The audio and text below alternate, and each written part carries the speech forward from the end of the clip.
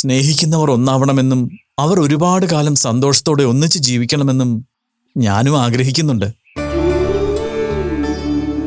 പക്ഷേ ഈ ഭൂമിയിൽ ഓരോ മനുഷ്യരും ജനിക്കുന്നത് ഒറ്റയ്ക്കാണ്, അവർ പോകുന്നതും ഒറ്റയ്ക്കാണ്. ഇതെല്ലാം മുൻപേ തീരുമാനിക്കപ്പെട്ടതുമാണ്. അതുകൊണ്ട് തന്നെ ഒരാളില്ലാതെ മറ്റൊരാൾക്ക് ജീവിക്കാൻ കഴിയില്ല എന്ന് പറയുന്നതിലോ ചിന്തിക്കുന്നതിലോ ഒരർത്ഥവുമില്ല. ഏത് സാഹചര്യത്തിലും തളരാതെ മുന്നോട്ട് പോകാൻ മനസ്സിന് ശക്തി ഉണ്ടാവണം. അതാണ് യഥാർത്ഥ ധീരത. ശരിയാണ്.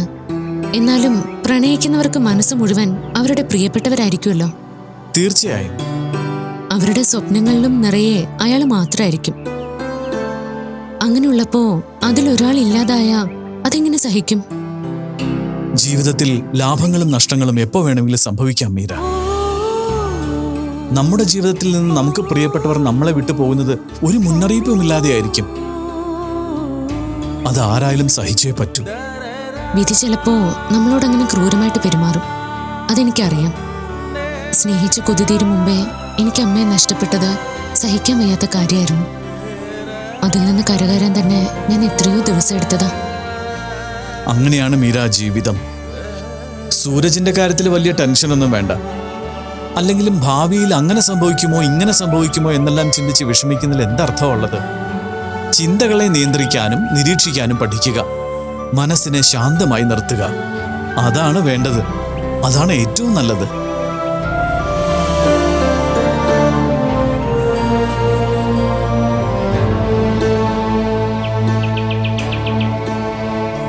വിദ്യ സൂരജിനെ വിളിക്കോ സംസാരിക്കോ ഒന്നും ചെയ്യുന്നില്ല. പക്ഷെ വിവാഹത്തിൽ നിന്ന് പിന്മാറാനും സമ്മതിക്കുന്നില്ല. അങ്ങനെയായാൽ എന്തു ചെയ്യും? സൂരജിന്റെ പല മോശ സ്വഭാവങ്ങളും മാറിയെന്നൊക്കെ നമ്മൾ സ്വയം വിശ്വസിപ്പിച്ചു. പക്ഷേ ഇതങ്ങനെ നമുക്ക് പോട്ടെന്ന് വെക്കാൻ പറ്റുന്ന ഒരു കാര്യമല്ലല്ലോ. ഭഗവാനെ പോലും വെറുതെ വിടില്ല എന്ന് പറഞ്ഞാൽ എന്താ ചെയ്യുക? നിർബന്ധിച്ച് നമുക്ക് വിദ്യ ഈ ബന്ധത്തിൽ നിന്ന് മാറ്റാൻ സാധിക്കില്ല. അന്ന് വന്നപോലെ വല്ല അസുഖം വന്നാൽ ബുദ്ധിമുട്ടാവും.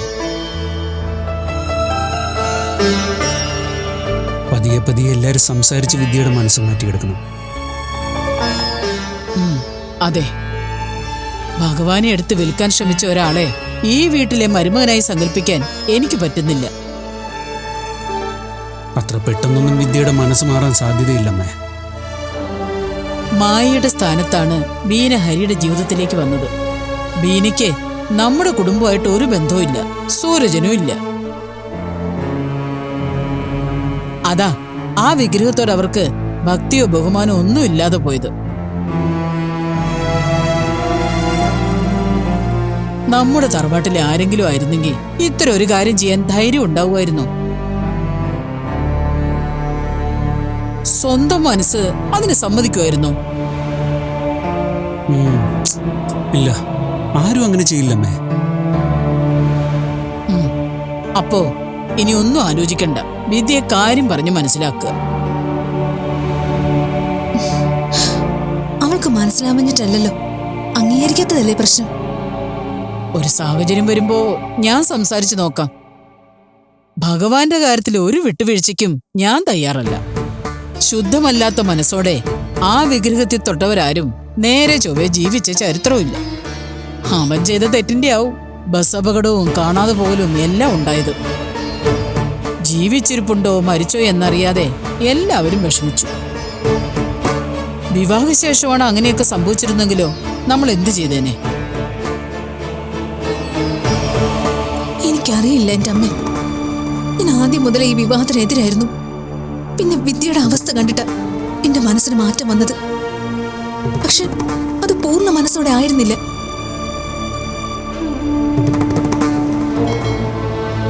പാതി മനസ്സുകൊണ്ട് എല്ലാം ഒന്ന് ശരിയാക്കി വന്നതായിരുന്നു. അപ്പോഴാ ഈ കേസ് വന്നത്. ഞാനേ ഹരിയുമായിട്ടൊന്ന് സംസാരിക്കട്ടെ. ഹരിക്ക് കാര്യം പറഞ്ഞാൽ മനസ്സിലാവുമല്ലോ. ഹരിക്ക് മനസ്സിലാവും. ചിലപ്പോ എല്ലാവരും കൂടി പറഞ്ഞ സൂരജും പിന്മാറിയേക്കും. പക്ഷെ വിദ്യയുടെ കാര്യത്തിൽ എനിക്ക് ഉറപ്പില്ല. സൂരജ് ചെയ്തു പോയ കാര്യത്തില് വിദ്യക്ക് നല്ല വിഷമമുണ്ട്. സൂരജിന്റെ ഭാഗത്ത് നിന്ന് ഇത്രയും വലിയൊരു തെറ്റ് അവളും പ്രതീക്ഷിച്ചു കാണില്ല. പക്ഷെ അവനിപ്പോ ആളാകെ മാറിയെന്ന് അവൾ ഉറച്ചു വിശ്വസിക്കുന്നുണ്ട്.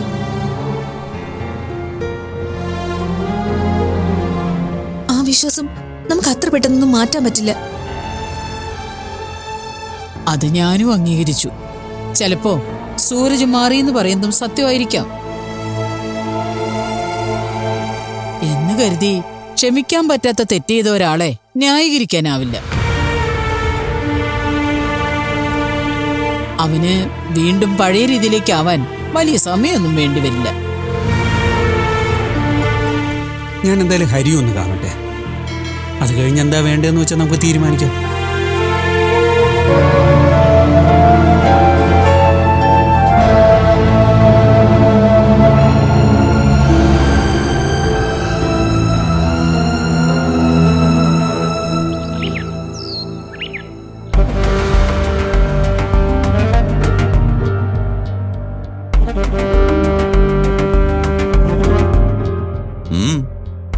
എന്താണ് അഭി ആലോചിക്കുന്നത്?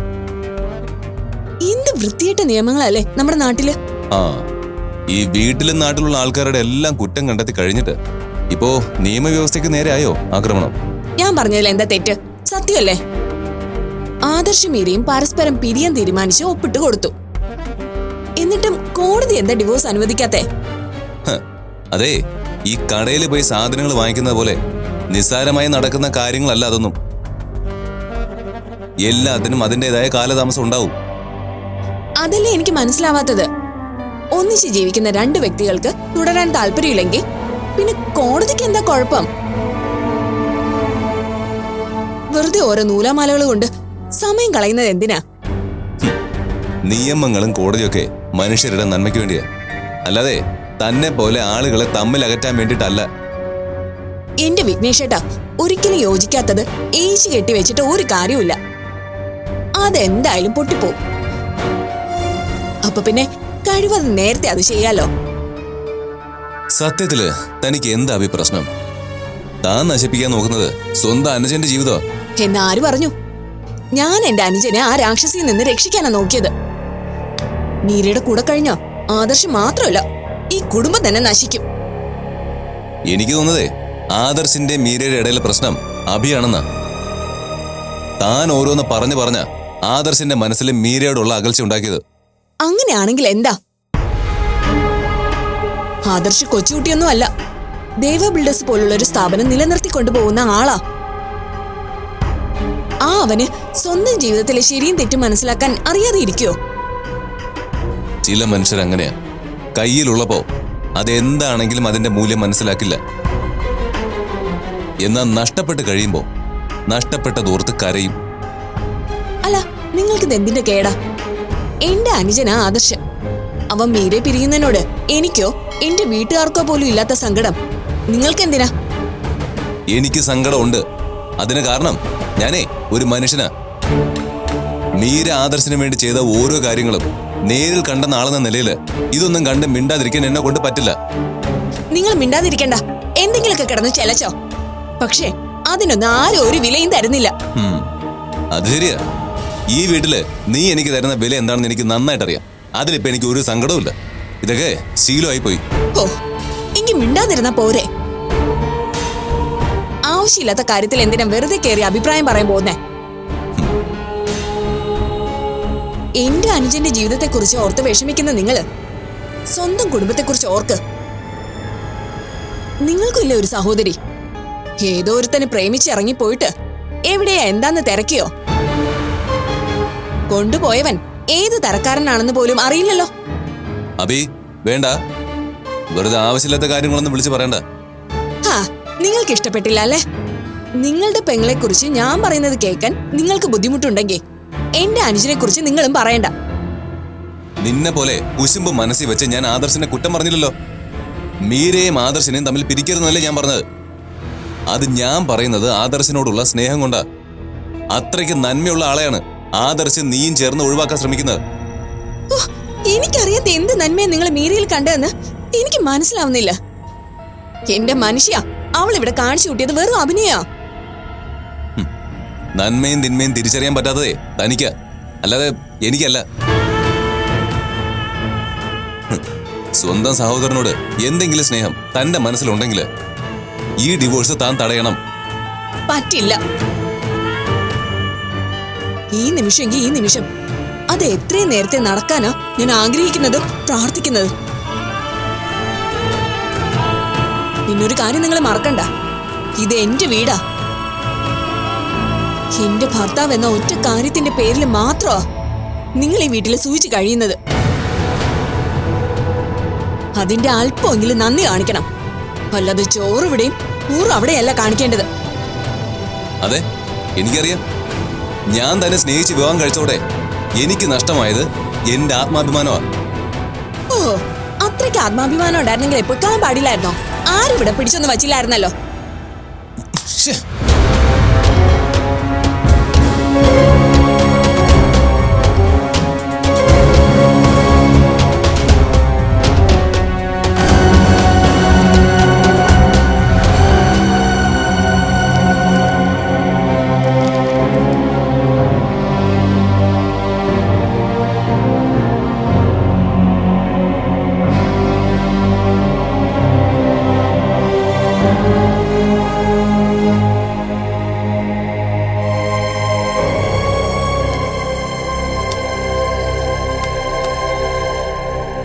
എന്താ വിഘ്നേഷേ, ഒരു ടെൻഷൻ പോലെ?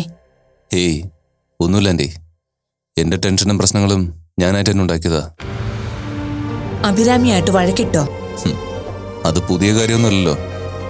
അബയ്ക്ക് വേണ്ടത് അവൾ എന്ത് പറഞ്ഞാലും അത് ശരിയോ തെറ്റോ നോക്കാതെ അവളെ സപ്പോർട്ട് ചെയ്യുന്ന ഒരാളെയാ. വിവാഹം കഴിഞ്ഞിട്ട് ഇത്രയും നാളായിട്ട് ഇതുവരെ ഞാൻ എന്റേതായ ഒരു തീരുമാനം എടുത്തിട്ടില്ല. എന്റെ അഭിപ്രായങ്ങൾ പോലും അഭി പറയുന്നായിരുന്നു. ഇപ്പൊ എന്താ പറ്റിയത്? വിഘ്നേഷിന്റെ മനസ്സിൽ എന്തോ വലിയ വിഷമമുണ്ടല്ലോ. അത് ആന്റി പറഞ്ഞത് ശരിയാ. പക്ഷെ അത് ഒരിക്കലും എന്നെക്കുറിച്ച് ഓർത്തിട്ടല്ല, ആദർശിനെയും മീരയും കുറിച്ച് ഓർത്തിട്ടാ. ആ കാര്യത്തിൽ എനിക്ക് നല്ല വിഷമമുണ്ട്. പക്ഷേ നമുക്ക് എന്ത് ചെയ്യാൻ പറ്റും? അവരുടെ ജീവിതത്തിൽ തീരുമാനമെടുക്കേണ്ടത് അവരല്ലേ? അതൊക്കെ ശരിയാണ്. പക്ഷെ അങ്ങനെ ചിന്തിച്ച് നമ്മൾ പ്രതികരിക്കാതിരുന്ന ആദർശ് മീരയും എന്നേക്കായിട്ട് പിരിഞ്ഞു പോകും. അതിന് സമ്മതിച്ചൂടാ. നമ്മൾ എന്ത് ചെയ്യണമെന്നാ വിഘ്നേഷ് പറയുന്നത്? ആന്റി ആദർശിനോടൊന്ന് സംസാരിക്കണം. ആന്റി പറഞ്ഞ ആദർശ തട്ടിക്കളയില്ല. അതൊക്കെ പണ്ടായിരുന്നില്ലേ മോനെ? ഞാൻ പറഞ്ഞാൽ അനുസരിക്കുകയും എന്റെ വാക്കിന് വില തരികയും ചെയ്ത ആദർശല്ല ഇപ്പോ. എന്തോ ഒരു ഇരുട്ട് ആദർശിന്റെ കണ്ണുകളെ അന്ധമാക്കിയിരിക്കേ. അതാ മീരയുടെ നന്മ അവന് കാണാൻ കഴിയാത്തത്. ഒരു പരിധിവരെ ഇതിനൊക്കെ കാരണം അബിയ. അബിക്ക് മീരയോട് തോന്നിയ അസൂയയും കുശുമ്പാണ് മീരയുടെ ആദർശിന്റെയും ജീവിതം തകർക്കുന്ന. എത്രയും വേഗം മീരയും ആദർശം പിരിയാൻ നോമ്പ് നോറ്റ് കാത്തിരിക്കുക അബി. വിഘ്നേഷിന് അബിയെ പറഞ്ഞ് മനസ്സിലാക്കായിരുന്നില്ലേ? വിഘ്നേഷ് പറഞ്ഞാൽ മാത്രമേ അവൾ കുറച്ചെങ്കിലും അനുസരിക്കൂന്നാ എനിക്ക് തോന്നുന്നത്. അത് വെറും തോന്നൽ മാത്രമാണ് ആന്റി. അവള് വരയ്ക്കുന്ന വരയ്ക്ക് അപ്പുറം പോയാ പിന്നെ അവളുടെ ജീവിതത്തിൽ എനിക്ക് സ്ഥാനമില്ലാന്ന് പറയുന്നവളെ എന്ത് പറഞ്ഞാ ഞാൻ തിരുത്തേണ്ടത്? ഒരു തരത്തിൽ പറഞ്ഞ അഭി പറയുന്നതിലും കാര്യമുണ്ട്. അവള് തരുന്ന ഔദാര്യ എന്റെ ജീവിതം. ഞാൻ അനുഭവിക്കുന്ന എല്ലാ സൗകര്യങ്ങളും അഭിരാമിയുടെ ഭർത്താവായതുകൊണ്ട് മാത്രമാ. ആ സൗകര്യങ്ങൾ എനിക്ക് കിട്ടിയപ്പോ എന്റെ അഭിപ്രായ സ്വാതന്ത്ര്യവും ആത്മാഭിമാനവും എനിക്ക് നഷ്ടമായി. മോൻ വിഷമിക്കാതെ, അബിയെ നമുക്ക് മാറ്റിയെടുക്കാം. അതിലെനിക്ക് പ്രതീക്ഷയില്ല. എന്റെ ജീവിതം ഇങ്ങനെ ആയാല് എനിക്ക് സങ്കടവുമില്ല. ഈ ജീവിതം എനിക്കിപ്പോ ശീലമാണ്.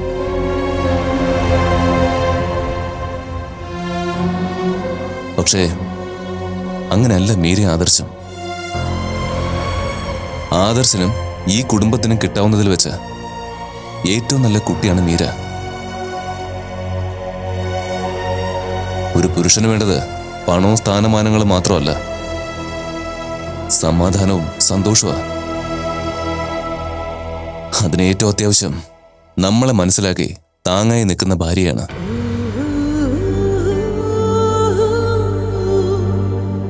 ആ കാര്യത്തില് ആദർശനോളം ഭാഗ്യവാൻ വേറെ ആരും ഉണ്ടെന്ന് എനിക്ക് തോന്നുന്നില്ല. ആദർശിന്റെ മോശ സമയത്തും നല്ല സമയത്തും എല്ലാം താങ്ങായി നിന്ന ആളാണ് മീര. അതൊക്കെ എങ്ങനെ ആദർശം മറക്കുന്നു എനിക്ക് മനസ്സിലാവാത്തത്. മനുഷ്യരങ്ങനെയാണ് മോനെ. നന്ദിയും സ്നേഹവും ആ സമയം മാത്രമേ അവർക്കുണ്ടാകൂ. അത് കഴിയുമ്പോ എല്ലാം മറക്കും. മീര ആദർശിനു വേണ്ടി അലഞ്ഞതും കഷ്ടപ്പെട്ടതും നമ്മൾ കണ്ടതല്ലേ. അതെല്ലാം ആദർശിനും അറിയാം. എന്നിട്ടും നിസ്സാര കാര്യങ്ങൾ വലുതാക്കി പറഞ്ഞ് ആ കുട്ടിയെ വേദനിപ്പിക്കുമ്പോ മറ്റെല്ലാം അവര് മറന്നു പോകുന്നു. അതൊക്കെ ശരിയായിരിക്കാം. പക്ഷേ ആദർശിന്റെ ഈ തീരുമാനത്തെ നമ്മൾ തടഞ്ഞില്ലെങ്കിൽ നാളെ ആദർശിന്റെ വിഷമം നമ്മൾ തന്നെ കാണേണ്ടി വരും. എനിക്ക് ആദർശിനോട് സംസാരിക്കുന്നതിന് പരിമിതികളുണ്ട്.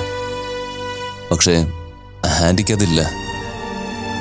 അതുകൊണ്ടാ അവസാന നിമിഷം വരെ അവരെ ഒന്നിപ്പിക്കാൻ ശ്രമിക്കണമെന്ന് ഞാൻ പറയുന്നത്. വിഘ്നേഷിന്റെ മനസ്സെനിക്ക് മനസ്സിലാവുന്നുണ്ട്. സ്വന്തം കൂടപ്പിറപ്പിന് തോന്നാത്ത സ്നേഹമാണ് വിഘ്നേഷ് ആദർശിനോട് കാണിക്കുന്നത്. അഭി അവരെ തമ്മിൽ അകറ്റാൻ ശ്രമിക്കുന്നത് കാണുമ്പോ എനിക്കത് അംഗീകരിക്കാൻ സാധിക്കുന്നില്ല. അതിൽ അഭിയെ കുറ്റം പറയേണ്ട വിഘ്നേഷ്. മീരയെ മനസ്സിലാക്കേണ്ടതും ചേർത്ത് നിർത്തേണ്ടതും ആദർശ. മൂന്നാമതൊരാളുടെ വാക്കുകൾ ഭാര്യ ഭർത്താക്കന്മാരെ ബാധിക്കാതെ നോക്കേണ്ടത് അവരവരുടെ കടമയാ. എനിക്കൊന്നേ പറയാനുള്ളൂ, മീരയുടെയും ആദർശിന്റെയും ജീവിതം ഇങ്ങനെയായി. ഇനി അതിന്റെ പേരിൽ തർക്കിച്ചും മത്സരിച്ചും നിങ്ങൾക്കിടയിൽ കൂടി പ്രശ്നമാകരുത്.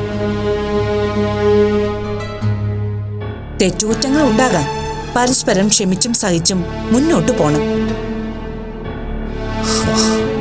അതുകൊണ്ടാണല്ലോ ആന്റി ഞങ്ങൾ ഇപ്പോഴും ഇങ്ങനെ മുന്നോട്ട് പോകുന്നത്. അറിയാം. മോന്റെ മാനസികാവസ്ഥയെ എനിക്ക് മനസ്സിലാകും. എല്ലാം അറിയുകയും കാണുകയും ചെയ്യുന്ന ഈശ്വരൻ എല്ലാത്തിനും പരിഹാരം ഉണ്ടാക്കുമെന്ന് നമുക്ക് വിശ്വസിക്കാം.